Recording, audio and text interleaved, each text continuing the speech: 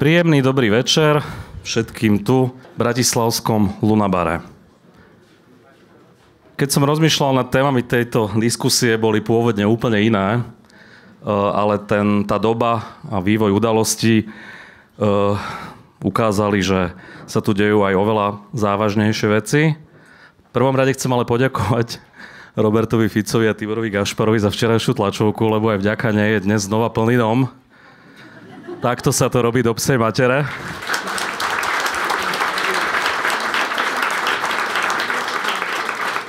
A keďže sme avizovali čiastočne zmenu dramaturgie, privítajme prvého hostia, Ján Čurila.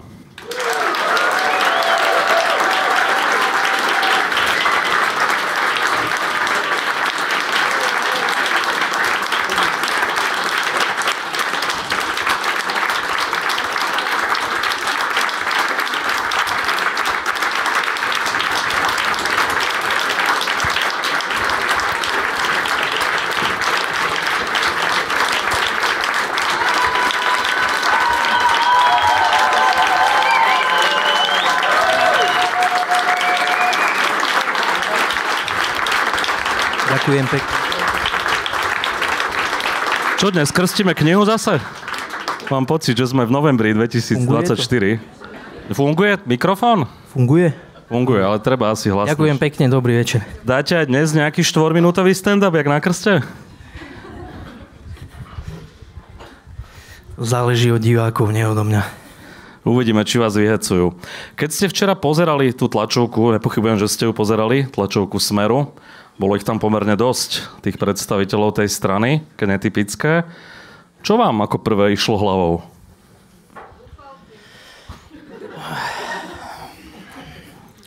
Bohužiaľ, pozrel som si ju. Musel som si ju pozrieť, pretože chodili mi rôzne správy typu, že som psychicky chorý človek a obdobné. Aj to sa čudujem, že toľko ľudí je zvedavých na nejakého psychopata. Ale no čo mi išlo hlavou? Tak môžem zopakovať len slova obhajcu Petra Kubinu, že evidentne tí ľudia majú strach alebo nejakú nervozitu z blížiaceho sa hlavného pojednávania v kauze Očistec a robia všetko preto, aby nejakým spôsobom si naklonili verejnú mienku alebo aspoň mienku určitej časti populácie na svoju stranu, tak jednoducho útočia takým... To je taká smeračina. Niekedy som to hovoril takým veciam sedlačina, teraz to je taká smeračina. Čiže medzi tým rovná sa dnes, hej? Z môjho pohľadu určite áno, lebo takéto útoky osobné, aké oni tam predvádzali, to sa len tak nevidí. Tam zaznelo aj prirovnanie k atentátníkovi, Cintulovi. Konkrétne vás označil, teraz neviem, či to bol Gašpar alebo Fico, asi Fico, že sa vás bojí, lebo že ste nebezpeční, podobne ako Cintula. Toto už nie je na hrane nejakej žaloby možno? Že to už asi nie sú len bežné osobné útoky? Tak viete, keď robíte tú prácu, ktorú sme robili my, robíte ju dobre, robíte ju dlho, tak sa stretávate s rôznymi výhrážkami. Ako takto, im podľa môjho názoru ide jednoznačne o to nejakým spôsobom pošpiniť moje meno, alebo uraziť ma, alebo ako by som to povedal.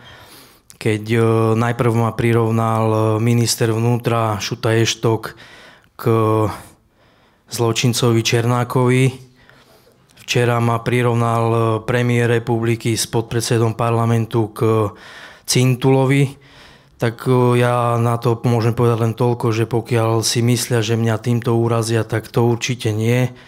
Čím by ma ale urazili, keby ma prirovnali k zločincovi Kovačikovi?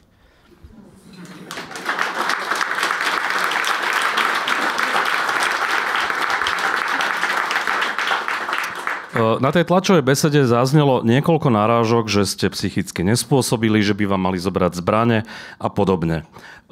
Ako toto vlastne vzniklo, vôbec táto informácia? Lebo vieme, že tam vytiahli nejakú čiastkovú vašu výpoveď alebo odpoveď na otázku vyšetrovateľa policajnej inšpekcie, kde vy ste reagovali budem parafrázovať, necítim sa byť psychicky OK, beriem nejaké lieky, neviem už aké. To bola irónia? Takto. Áno, vyťahli tam nejaké samozrejme iba vety. V tomto sú oni profíci. Čiže evidentné je, že na úrade inšpekčnej služby majú svojich vyšetrovateľov, ktorí im posúvajú tieto veci, ku ktorým sa oni nemajú ako dostať.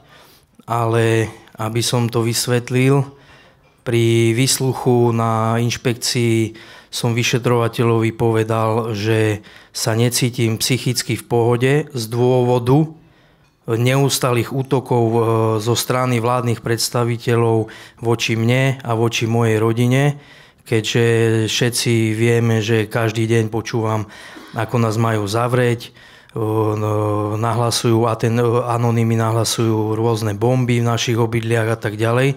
Čiže ja som im zdôvodnil, prečo sa necítim psychicky v pohode, len to už samozrejme Gašparovi a Ficovi tam nesedelo do kontextu, tak dali iba, že sa necítim psychicky v pohode. A že beriete nejaké lieky a nechcete. Áno, to som im tiež vysvetlil, že beriem lieky, pretože to bolo vo vzťahu. Ja to aj potom som po porade s advokátom som sa rozhodol, že to aj zverejním, celé to moje vyjadrenie, pretože som sa vyjadril, že fyzicky sa necítim v poriadku, pretože mám dlhodobo problémy s krížami a klbami celkovo a beriem na to aj nejaké lieky.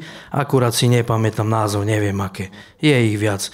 Beriem lieky na tlak, beriem lieky na cholesterol, proste bežné lieky. Že to nebola irónia, iba oni vytrhli iba určitý čas. Iba som povedal vyšetrovateľovi, som iba odpovedal na otázku na to, na čo sa ma pýtal. Oni si z toho vyťahli. Psychicky sa necítim dobre, beriem lieky, neviem aké. Mám zbrane. 5, myslím, že? 5. Ani to není presný údaj. Ani to není presný údaj? Nie. Na čo vám je toľko zbraní? Slabého informátora má pán Gašpar. Mal by ho buď vymeniť, alebo rovno nechať prepustiť. Ste taký...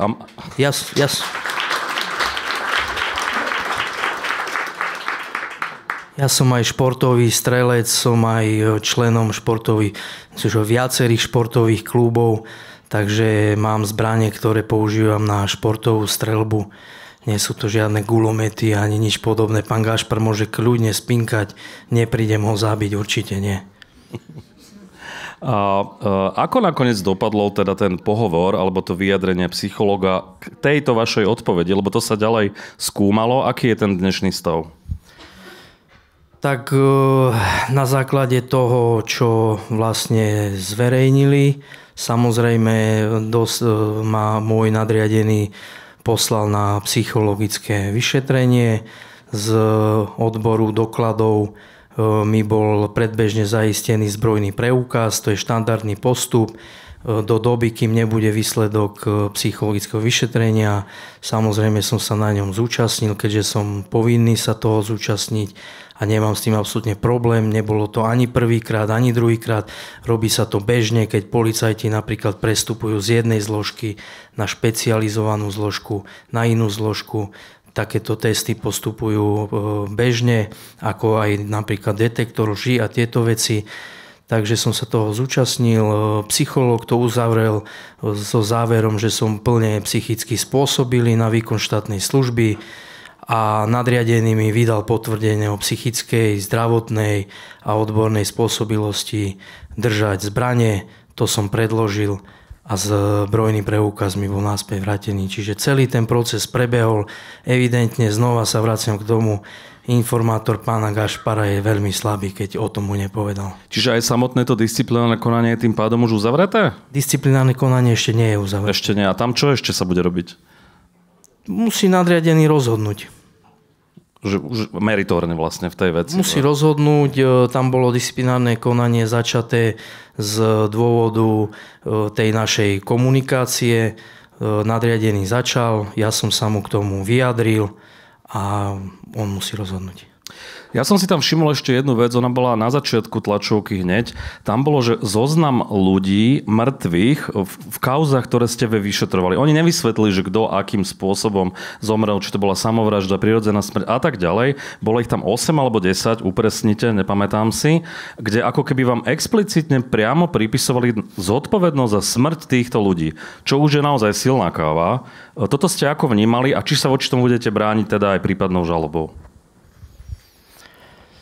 Určite sa brániť budem, no prirovnávať ma k tomu, že, pretože tam aj bol, ak si dobre pamätám, nadpis nad týmito menami tých ľudí, že to sú obete postupov Čurilovcov, čiže jasne tam napísali, že na základe našich postupov to sú naše obete. Niekoľkokrát to spomenul aj pán Gašpar, aj pán Fico. No pozrite, keď majú problém s tým, že majú veľa peňazí na účte, ja ich toho problému veľmi raz bavím.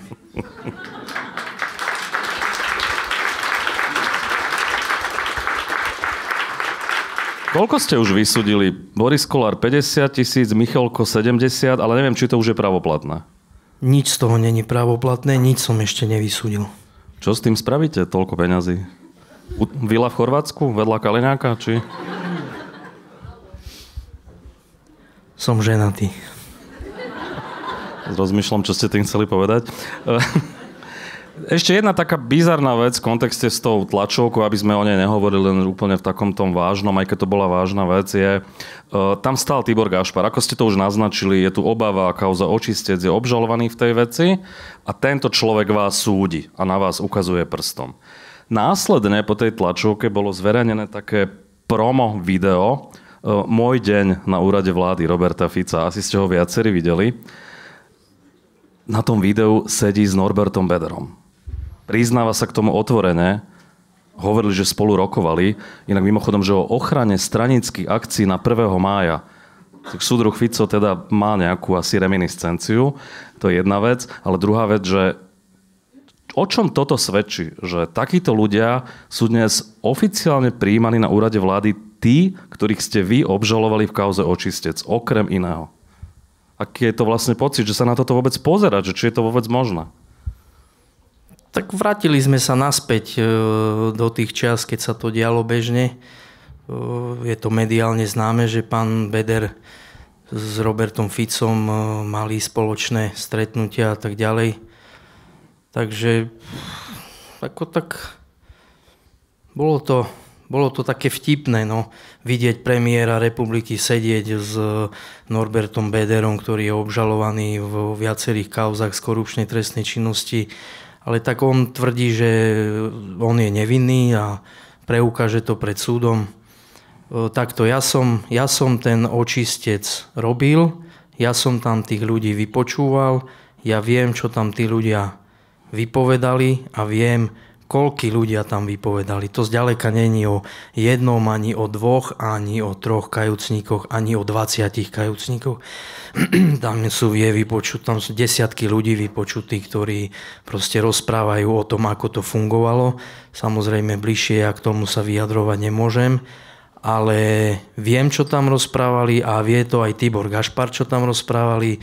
Takže tá nervozita z jeho strany podľa mňa je úplne na mieste.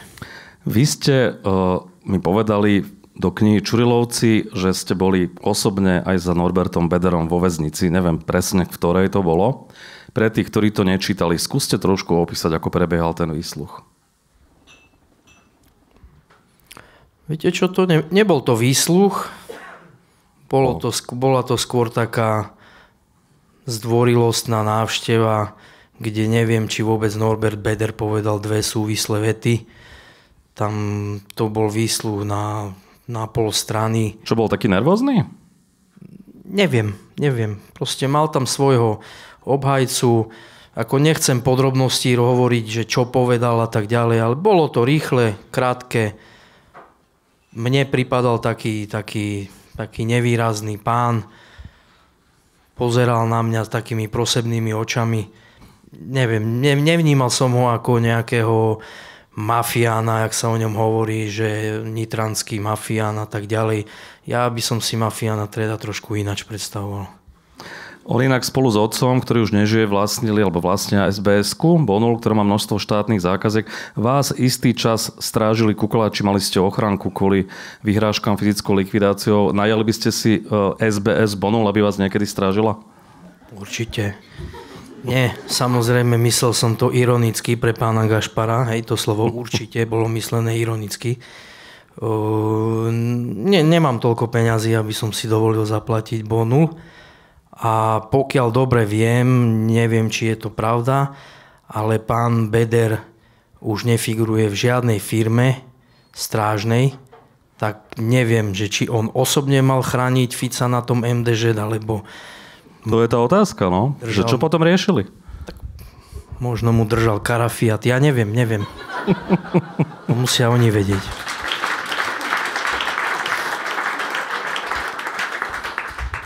U vás boli ale nedávno policajti kvôli nahláseniu nejakej bombovej alebo nejakej takejto výhrážky. Myslím, z nedele na pondelok to bolo, že? Pár dní dozadu.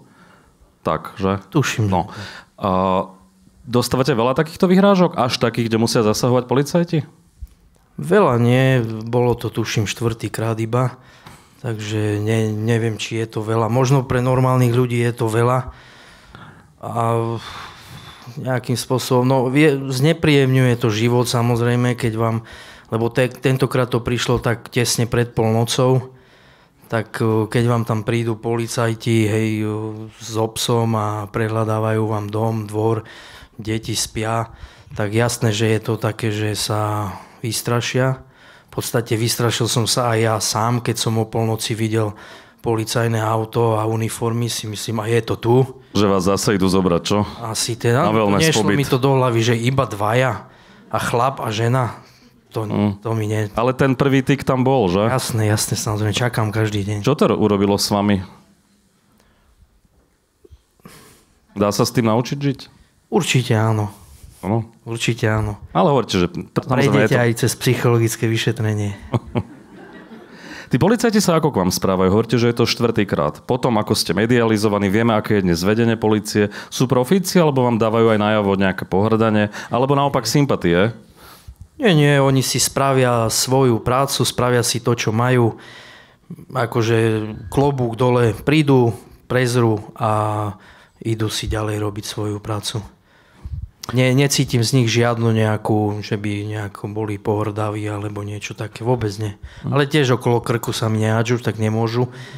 Ale... Ani tá žena, čo prišla?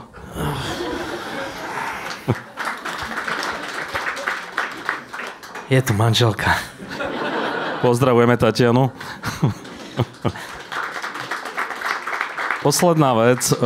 Ešte keď môžem, ťažko budú ku mne prejavovať v tejto dobe sympatie, pretože kolega, ktorému bolo sľúbené povýšenie z radového policajta, sa mal stať vedúci, tak bolo mu to zatrhnuté z toho dôvodu, že mi spravil kávu, keď som bol úňho na procesnom úkone. To myslím úplne... To vážne, hej? Áno. Druhý kolega, ktorý dokonca už není policajt, je v civile, našiel si civilné zamestnanie, akurát s účasťou štátu, a keď zistili, že pracoval v pracovnej skupine Očistec, do týždňa ho prepustili a takisto aj ďalšiu moju jednu známu, nechcem to akože bližšie identifikovať, takže ja som teraz taký radioaktívny. Posledná vec. Často mnohí vám vyčítajú váš jazyk. Nakoniec aj včera na tej tlačovke sa to znova preberalo, koho by ste zabili, komu by ste čo urobili. Ja viem, ako to myslíte, však komunikujeme spolu a kto vás pozná, vie, že toto je váš štýl čierneho humoru, nazvime to tak. Ale už vám to viackrát uškodilo.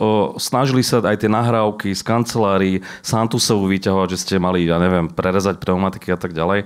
Moja otázka je, že či po všetkých týchto skúsenostiach, či zmeníte spôsob vyjadrovania, alebo to zostane tak, ako doteraz? No takto. Každý, kto ma pozná, tak vie, že ten čierny, ba až miestami morbidný humor patrí ku mne. Patrí to ku mne ako, dráha whisky k Ficovi, ale jednoducho Ja som toho názoru, že ja není som nejakým spôsobom, že pyšný, alebo ako by som povedal, že sa hrdím týmto svojim slovníkom a preto ho nepoužívam na verejnosti.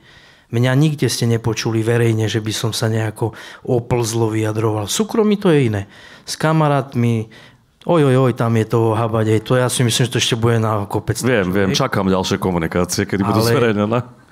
Aby som to vysvetlil, je to komunikácia, ktorá prebieha v súkromí a nikdy takú komunikáciu ja nebudem viesť verejne k občanom, či už v rámci pracovného života, keď som ešte robil, alebo aj takto tu na jednoducho, keď viem, ku komu si môžem dovoliť takýto humor použiť a on ho používa takisto, tak ho použijem. Jediný, kto ten môj slovník používa verejne, je Fico a Gašpar. Tak prečo sa mám ja meniť? Veď nech sa zmenia oni. Ja ich slovník nepoužívam verejne, tiež není buhviaky.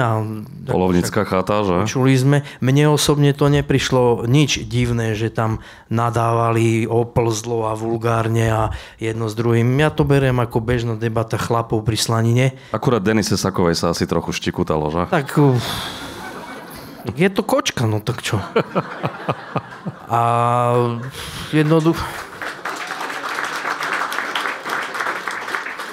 Jednoducho je to ich problém, že vyťahujú takéto súkromné rozhovory a teraz ja si nemyslím, že nielen ja, ale aj ostatní občania tejto republiky by sa mali správať tak, ako oni chcú, aby sa správali. Lebo seďme doma teraz všetci a rozmýšľajme, že niekto nás môže nahrávať.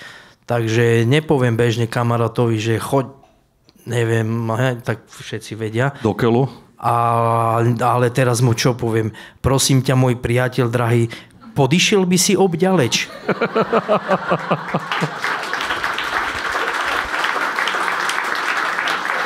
Viete, to je pre mňa to je absurdné, že oni toto chcú od ľudí. A úplne absurdné mi prišlo, keď na tej tlačovke včerajšie som zachytil, a to sa pán Gašpar strašne nad tým rozčuloval, dokonca chytil strach o svoj život, pretože vyšetrovateľ úradu inšpekčnej služby mňa vypočúval, Kevin Dlabaj sa volá. Zaujímavé meno. Tak on a s pánom Jurajom Lukáčom, dvaja vyšetrovatelia experti, tak oni vlastne napísali, že u mňa sa prejavuje v tej komunikácii akože nenávisť k vrcholným predstaviteľom štátu, že ich akože neznášanlivosť, že ich nemám rád. A to čo mám byť? Ako tá bábka s prepáčením s tou bradavicou, že ja milujem Fica a to tam musíte dať. Tak to mám rozprávať. Veď predsa každý má svoj názor a tak sa im ospravedlňujem, keď sa ich dotklo, že ich neobdivujem, ale ja proste mám svoje názory a iní ľudia majú svoje názory. A kvôli tomu, keď mám ja chodiť na psychologické vyšetrenia, nech sa páči, aj zajtra. Ja s tým problém nemám. Dámy a páni, vyšetrovateľ a príležitostný stand-up komik Jan Čurila.